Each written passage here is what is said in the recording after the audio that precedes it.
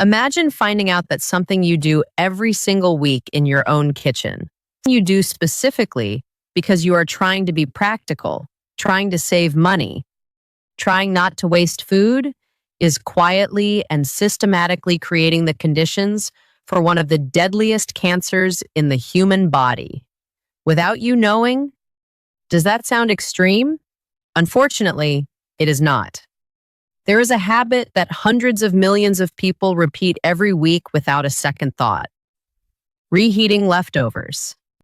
And the truth about what happens inside four very specific foods the second time heat touches them is something that most people will go their entire lives without ever being told.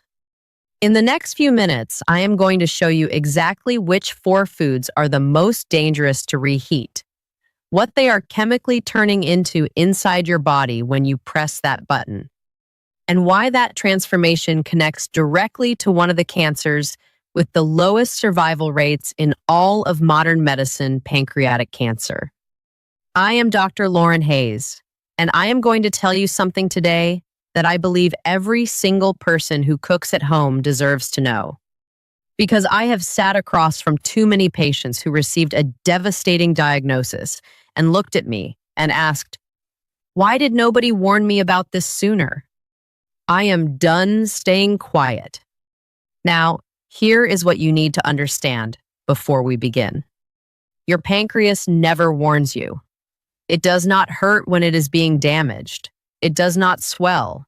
It does not send you a signal while the damage is quietly accumulating over years and decades of repeated chemical insults. By the time a patient experiences the first symptom of pancreatic cancer, back pain, jaundice, unexplained weight loss, the disease has typically been developing for years. And the 5-year survival rate for pancreatic cancer sits at around 12%. 12%. That is not a disease that gives you a second chance once it announces itself. It is a disease where prevention is not just the best strategy. It is the only strategy that consistently works. And some of what feeds that prevention is sitting in your refrigerator right now, waiting to be reheated for tomorrow's lunch. Before I walk you through the four foods, I need to explain what is actually happening at the chemical level when food is reheated. Because without that foundation, this will sound like fear-mongering rather than the biochemistry it actually is. When certain foods are cooked the first time, natural chemical reactions occur. Proteins interact with sugars and heat. Nitrogen-containing compounds interact with available amino acids. Fats begin to oxidize. In most cases, the compounds produced by first-time cooking are present in amounts the body can manage, process, and eliminate. But reheating changes the equation fundamentally. The second time heat is applied, several things happen simultaneously. First, whatever protective antioxidant compounds were present in the original food are further degraded or destroyed. The biological buffers that would have partially neutralized harmful compounds are gone. Second, the chemical reactions that produce small amounts of carcinogenic compounds during first cooking are accelerated again, this time without those buffers. Third, bacterial activity that occurred during cooling and storage has already begun converting certain compounds, particularly nitrates in vegetables, into more reactive and more dangerous intermediate forms. Heat then drives those intermediates forward into carcinogens. The specific class of compounds we are most concerned about from a cancer research standpoint are nitroso compounds, also called nitrosamines, and heterocyclic amines. Both have been classified by the International Agency for Research on Cancer as probable human carcinogens. Animal studies have provided strong evidence for the carcinogenicity of nitroso compounds on multiple organs, specifically including the pancreas. Research published in peer-reviewed journals has identified dietary nitroso compounds as one of the pathways through which repeated exposure contributes to pancreatic cancer risk. This is not speculative. This is documented in the scientific literature, and it connects directly to the foods I am about to name. Food 1. Processed meat specifically. Reheated processed meat. This is the one that most people think they understand, and actually do not. Hot dogs, sausages, bacon, ham, deli cuts, canned meat, any meat that has been cured, smoked, preserved, or processed using nitrates and nitrites as a preservative. These foods already contain a meaningful concentration of nitroso compounds simply from the way they are manufactured. The nitrites used as preservatives react with the amines naturally present in meat protein during processing, producing nitrosamines before the food ever reaches your kitchen. When you reheat these foods, you are not starting with a clean chemical slate. You are applying heat to a food that already contains documented carcinogens. And heat accelerates nitrosamine formation. The higher the temperature and the longer the exposure, the more the reaction compounds. Frying or microwaving processed meat at high heat produces a meaningfully higher concentration of nitrosamines than the original food contained. Research examining this specific mechanism, dietary nitroso compounds and pancreatic cancer risk, found that high dietary intake of these compounds was associated with elevated pancreatic cancer risk. Studies examining red and processed meat consumption have proposed several mechanisms linking them to pancreatic cancer, with heterocyclic amines, polycyclic aromatic hydrocarbons, and nitroso compounds produced by cooking at high temperatures, identified as key mutagens. The practical truth is this: processed meats contain their own built-in carcinogenic precursors. Cooking them once is already a chemical event. Reheating them at high temperatures is adding accelerant to a reaction that should never have been encouraged in the first place. If you are going to eat these foods, and I am not telling you to never eat them once, fresh, prepared once, and never microwave them on high. Food 2. Spinach and other nitrate-rich leafy greens. This one surprises people the most. They reach for spinach precisely because it is healthy. They add it to everything precisely because the nutrition advice they have received for decades has been correct. Spinach is genuinely rich in iron, folate, vitamins, and antioxidants. And then they reheat the leftover spinach from dinner and undo a meaningful portion of that nutritional benefit while simultaneously triggering the very chemical pathway they were trying to avoid. Here is what happens.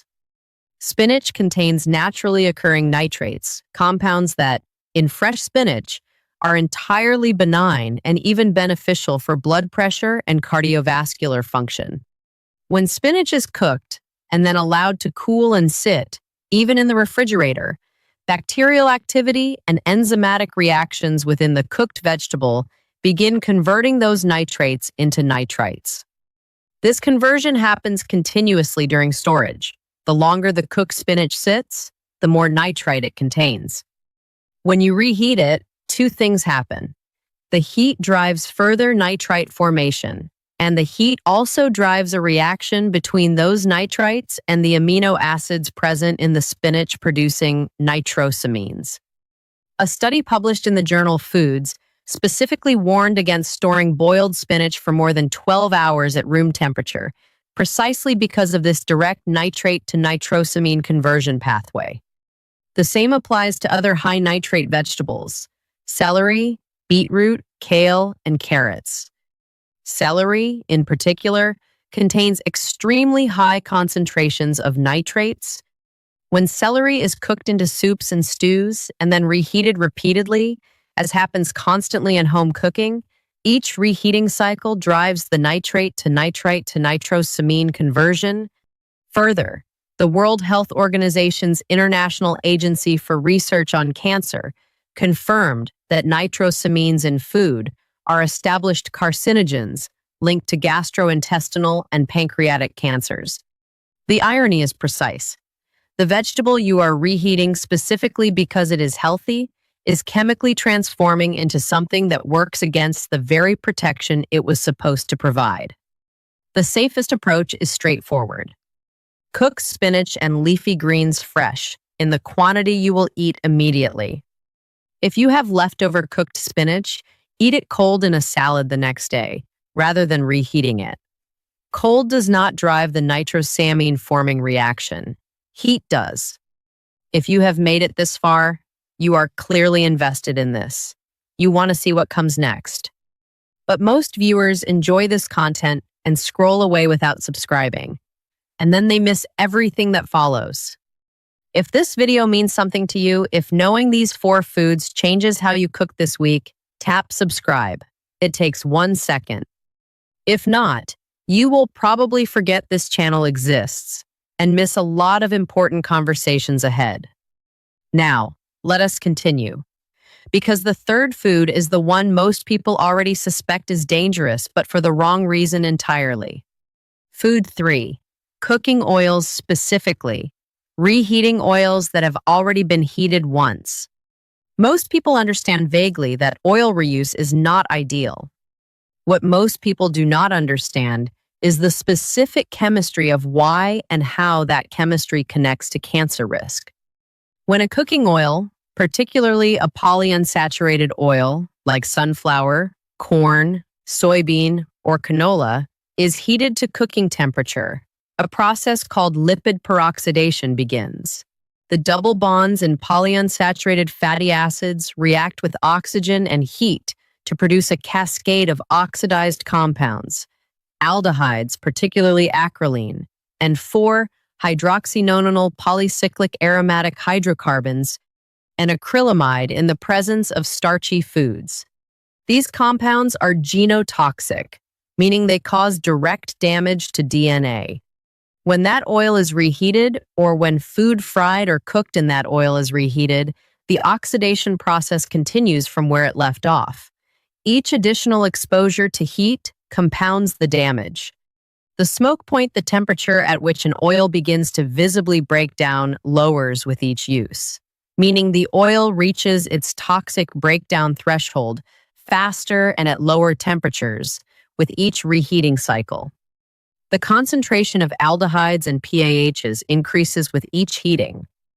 The International Agency for Research on Cancer has classified several of the primary compounds produced by repeated oil heating, including acrylamide and polycyclic aromatic hydrocarbons, as probable human carcinogens.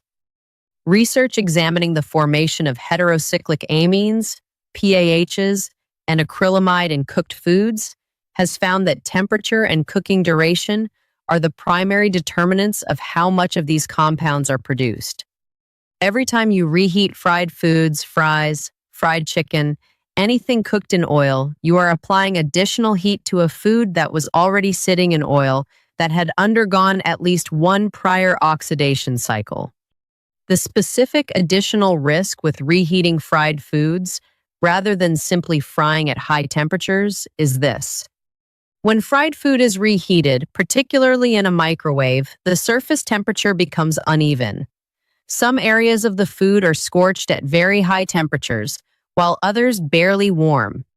The scorched areas produce the highest concentrations of all 3 classes of compounds: HCAs, PAHs, and acrylamide. You may not even notice the scorching because it occurs at a microscopic level that does not always produce visible browning. The safer approach: do not reheat fried foods. Eat fried foods once fresh, immediately after cooking. If you must reheat, use an oven at a moderate temperature that warms the food evenly, rather than scorching surface areas. And never reuse frying oil. Discard it after one use. Food 4. Rice. And this one is different from the others in a critical way. The risk from reheated rice is not primarily carcinogenic in the same direct chemical sense as the previous 3 foods. The risk is a bacterial toxin that is heat-resistant, meaning reheating does not destroy it, and that has documented connections to intestinal inflammation. which is itself a known risk factor for gastrointestinal cancers over long-term repeated exposure. When cooked rice is left at room temperature, and research shows this happens routinely in households that cook rice in large batches, a bacterium called Bacillus cereus, whose spores survive the original boiling process and remain dormant in the cooked grain, begins to multiply. This bacterium produces two types of toxins. One causes vomiting within hours. The second causes diarrhea and is produced specifically during the storage phase rather than after reheating. The critical point that most people do not know is this. When you reheat the rice, you kill the bacteria. But the toxins they have already produced are heat stable and heat resistant. They survive full microwave reheating. They survive stovetop reheating. The bacteria are gone. The toxins remain in the food. In the short term, those toxins cause nausea, vomiting, abdominal cramping, and diarrhea.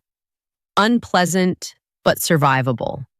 In the long term, and this is the connection most people never hear, repeated low-level exposure to bacterial toxins from improperly stored and reheated rice contributes to chronic intestinal inflammation. Chronic inflammation of the gastrointestinal tract is one of the most extensively documented pathways to gastrointestinal cancers. Every time the intestinal lining is irritated by heat-resistant bacterial toxins, the inflammatory response leaves microscopic damage.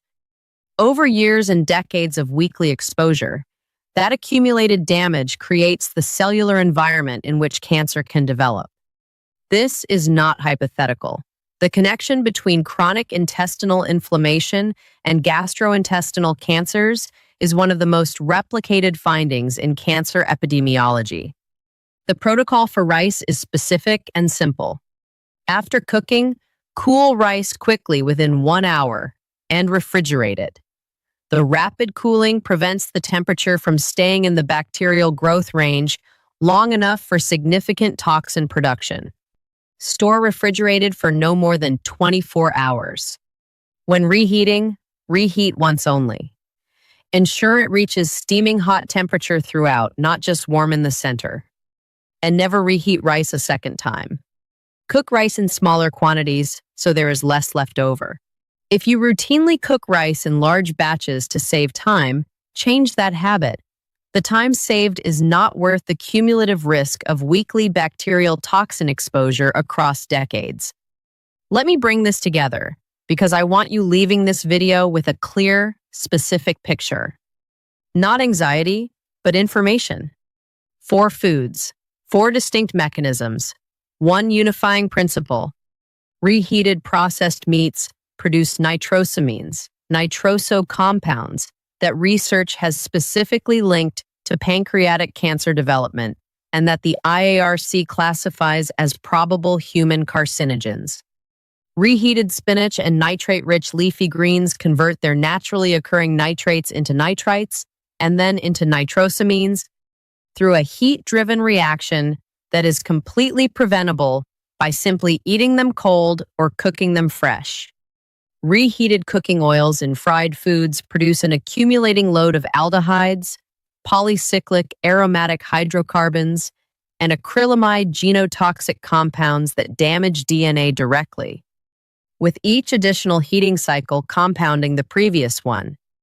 And improperly stored and reheated rice delivers heat-stable bacterial toxins that survive the microwave and accumulate as chronic intestinal inflammation over years of repeated exposure. None of this requires you to change your entire diet. None of this requires you to stop enjoying food. It requires 4 specific habit changes. Never reheat processed meats at high temperature. Eat cooked spinach and leafy greens cold the following day, rather than reheating them. Discard used cooking oil and never reheat fried foods. Cool rice quickly, refrigerate within 1 hour, and reheat once only to steaming hot temperature. That is the practical summary. Those 4 changes, applied consistently to your weekly kitchen habits, Meaningfully reduce your exposure to the specific class of compounds that researchers and oncologists connect to the cancers with the lowest survival rates. Now, tell me something in the comments. Which of these four foods surprised you the most? Because the answer I hear from people watching this almost always tells me exactly where the biggest gap in public health education is. And that shapes every video I make after this one. Your comment matters more than you know. If this video gave you something that will genuinely change how you cook this week, share it. Not for this channel. For the person in your life who reheats their leftover sausage every morning and has never once thought about the chemistry they are eating alongside it. That share may be the most useful thing you do for their health today. Subscribe for more honest conversations about what science actually says about the food choices that matter. Next time, we are going to cover the 5 breakfast foods that are routinely marketed as healthy and that the research increasingly suggests are doing the opposite, particularly for adults over 60.